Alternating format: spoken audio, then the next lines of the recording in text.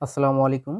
30 দিনের প্রাইমারি প্রস্তুতির আরও একটি এপিসোডে আপনাদের সকলকে স্বাগতম। তো আজকে আমি আরেকটি বিগত সালের প্রশ্ন সমাধান করব। চলুন আমরা দেখি। দেখুন, মুসলমান কবিদের মধ্যে প্রাচীনতম কবি কে? উত্তর শাহ মোহাম্মদ সগীর। দেখুন, শাহ মোহাম্মদ সগীর রোমান্টিক প্রণয়াখ্যান ধারার প্রথম কবি এবং প্রথম বাঙালি মুসলমান কবি। চতুর্দশ শতকের শেষে এবং পঞ্চদশ শতকের প্রথমে তিনি ইউসুফ জুলেখা কাব্য রচনা করেন। বঙ্গবন্ধু সেতুর দৈর্ঘ্য কত? উত্তর 4.8 কিলোমিটার।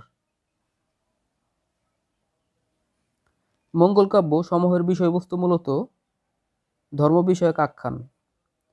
যে কাব্য দেবতার আরাধনা মহাত্ম কীর্তন করা হয় সে কাব্য শ্রবণেও মঙ্গল হয় এবং বিপরীতটিতে হয় অমঙ্গল। যে কাব্য মঙ্গলাধার এমন কি যে কাব্য ঘরে রাখালেও মঙ্গল হয় তাকেই বলা হয় মঙ্গল কাব্য।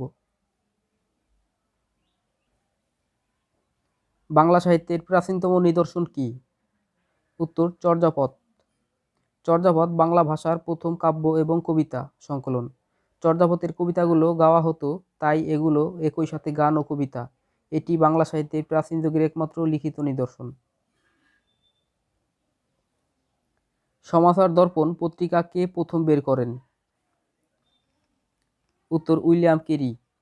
সমাচার দর্পণ পত্রিকাটির উদ্যোক্তা ছিলেন জন ক্লার্ক মার্শম্যান। পত্রিকাটি মার্শম্যানের সম্পাদনায় প্রকাশিত হলেও এর পিছনের শক্তিতে ছিলেন ডক্টর উইলিয়াম কেরি। বাংলা সাহিত্যে প্রথম সনেট রচয়িতা কে? উত্তর Michael Madhusudan Dutta. Sonnet Italian শব্দ। সনেটে সাধারণত 14 লাইন থাকে। মাইকেল মধুসূদন দত্তের চতুর্দশপদী কবিতাবলী বাংলা সাহিত্যের প্রথম সনেট সংকলন। নিঃশেষে নিশাচর গ্রাসে মহাবিশ্বে গ্রাসে কাপে তরণীর পাপী যত নিঃশে কবিতাটির কোন কবির লেখা? উত্তর কাজী নজরুল ইসলাম। প্রখ্যাত সাহিত্যিক শওকত ওসমানের প্রকৃত নাম কোনটি? উত্তর শেখ আজিজুর রহমান। তাছাড়া কায়কোবাদের প্রকৃত নাম মোহাম্মদ কাজেম আল কোরআশি। কোনটি এদ্দুরের সন্ধি বিচ্ছেদ? উত্তর এত যোগ দূর এদ্দুর। বর্গের প্রথম ধ্বনির আগে থাকলে এবং পরের বর্গের তৃতীয় ও চতুর্থ ধ্বনি বা অন্তঃস্থ বাইশন্ড ল ব হ থাকলে প্রথম ধ্বনিটি তৃতীয় ধ্বনিতে পরিণত হয়, যেমন এত যোগ দূর এতদূর ব্যঞ্জন ধ্বনি। ব্যঞ্জনবর্ণের সংক্ষিপ্ত রূপকে কি বলা হয়? ফলা। স্বরবর্ণের সংক্ষিপ্ত রূপের নাম হচ্ছে কার।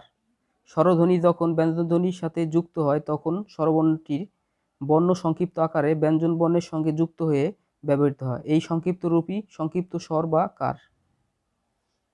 সকল শিক্ষকগণ আজ উপস্থিত বাক্যটি কোন দোষে দুষ্ট? উত্তর বাহুল্য দোষে। দেখুন, বাহুল্য দোষ প্রয়োজনের অতিরিক্ত শব্দ ব্যবহারে বাহুল্য দোষ ঘটে। যেমন অশুদ্ধ সকল শিক্ষকগণ আজ উপস্থিত, শুদ্ধ হবে সকল শিক্ষক আজ উপস্থিত। কেননা সকল একটি বহুবচন শব্দ, শিক্ষকগণ আবার বহুবচন, তাই এখানে যে কোনো একটি হবে। সকল শিক্ষক আজ উপস্থিত শুদ্ধ বাক্য। শেক্সপিয়ার কোন খ্রিস্টাব্দে জন্মগ্রহণ করেন? উত্তর 1564 খ্রিস্টাব্দে। অ্যাকোমোডেশন শব্দটি কোন পার্টস অফ স্পিচ? উত্তর নাউন। উইলিয়াম ওয়ার্ডসওয়ার্থ এর সমসাময়িক কবি কে? উত্তর S T. Coleridge. Pluck me a flower বাক্যটি প্যাসিভ ভয়েস কোনটি? দেখুন, একটি ইম্পারেটিভ সেন্টেন্স। প্লাক অর্থ হচ্ছে তোলা, মানে ছিঁড়া। দেখুন, প্লাক মি এ ফ্লাওয়ার মানে আমাকে একটি ফুল ছিঁড়ে দাও। তো এখানে প্যাসিভ ভয়েস হবে, যেহেতু ইম্পারেটিভ সেন্টেন্স তাহলে অবশ্যই লেট দিয়ে শুরু হবে। তো আমরা প্রথমে এই লেট দিয়ে শুরু হবে, যেহেতু imperative sentence. Let a flower, let বসবে এবং অবজেক্টটি সাবজেক্ট রূপে হবে। তো এ ফ্লাওয়ার, তারপর বি বসবে এবং এই প্লাকের পাঁচ পার্টিসিপল ফর্ম বসবে। তো হচ্ছে প্লাকড। ফর মি, এটা answer. May Allah help you what kind of sentence is this? এটা হচ্ছে optative sentence. The garden is very beautiful বাক্যটির এক্সক্লেমেটরি ফর্ম হবে how beautiful the garden is.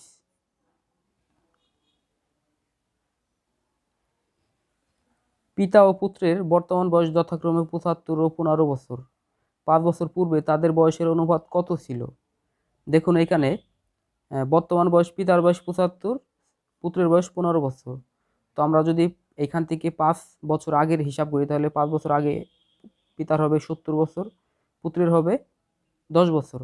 অতএব 10টা যদি আমরা অনুপাতে কেটে ছোট করি তাহলে অনুপাতটা বের হবে, আর অনুপাত হবে, তাহলে আমরা অনুপাতকে ছোট করি, যেমন তাদের বয়সের অনুপাত ছিল এইটা হবে ৭০:৭, এর অনুপাত আমরা কাটাকাটি করলে 7:1, অতএব এটা অ্যান্সার। 15 জন লোক একটি কাজ 8 দিনে করতে পারে, ওই কাজ 20 জন লোক কত দিনে করতে পারবে? দেখুন 15 জন একটি কাজ 8 দিনে করতে পারে, তাহলে 20 জন করলে অবশ্যই দিনের সংখ্যা কম লাগবে। তো সেক্ষেত্রে দেখুন এখানে আমরা ঐকিক নিয়ম বিস্তারিতও করতে পারি, শর্টকাটও করতে পারি। দেখুন নির্ণয় সমাধান হচ্ছে 15 × 8/20, কাটাকাটি 6 দিন। অথবা আমরা বিস্তারিত লিখলে এইভাবে লিখব যে 15 জন লোক একটি কাজ করতে পারে 8 দিনে, একজন করতে পারে অবশ্যই দিন বেশি লাগবে, গুণ হবে। 20 জন করতে পারে, 20 দিয়ে ভাগ দিলে আমাদের এইটাই বের হবে। বাংলাদেশের জনসংখ্যার স্বাভাবিক বৃদ্ধির হার 2% হলে দেশের জনসংখ্যা দ্বিগুণ হতে কত বছর সময় লাগবে? 35 বছর। গাজী মিয়ার বস্তানি কি ধরনের রচনা? দেখুন এটি একটি গাজী মিয়ার বস্তানি মীর মোশাররফ হোসেনের একটি আত্মজীবনীমূলক উপন্যাস, তার মানে এখানে উপন্যাস এবং আত্মজীবনী দুটোই। দেখুন a² - 5a - 6 এর উৎপাদক সমূহ কোনটি? এর অ্যান্সার হবে খ নম্বর। তো এখানে দেখুন বিস্তারিত দেওয়া আছে a² - 5a - 6, তো এখানে a² - 6a + a, তার মানে -6a + a, -6a থেকে +a মাইনাস করলে কিন্তু -5a হয়, -6। অতএব দেখুন এটা যোগ বিয়োগ করলে এখানে 5a হবে এবং গুণ করলে হবে 6a², ঠিক আছে। তো এখানে দেখুন এ কমন নিচ্ছে, এ কমন নিলে এ থাকে, -6 থাকে, প্লাসে এখানে ভুল হয়েছে, +1 কমন হবে এখানে, তো এখানে একটা দেয় নাই, এখানে +1 কমন হবে, 1 কমন হলে a - 6, তো এখানে এই কমনটাকে নিয়েছি, পরে 1 প্লাস a + 1। একটি বর্গক্ষেত্রের এক বাহুর দৈর্ঘ্য a মিটার হলে এর ক্ষেত্রফল কত? উত্তর a² বর্গমিটার। একটি আয়তক্ষেত্রের ক্ষেত্রফল 1 এর এর দৈর্ঘ্য 12.5 মিটার হলে আয়তক্ষেত্রটির প্রস্থ কত? তো দেখুন 1 এর সমান 100 বর্গ মিটার, অতএব আয়তক্ষেত্রটির প্রস্থ 100/12.5 মিটার, অতএব 8 মিটার। চিরস্থায়ী বন্দোবস্ত কে প্রবর্তন করেন? উত্তর লর্ড কর্নওয়ালিস। ইখতিয়ার উদ্দিন মোহাম্মদ বখতিয়ার খিলজি কোন সালে বঙ্গ বিজয় করেন? এখানে সঠিক উত্তর নেই, সঠিক উত্তর হবে 1204 সালে।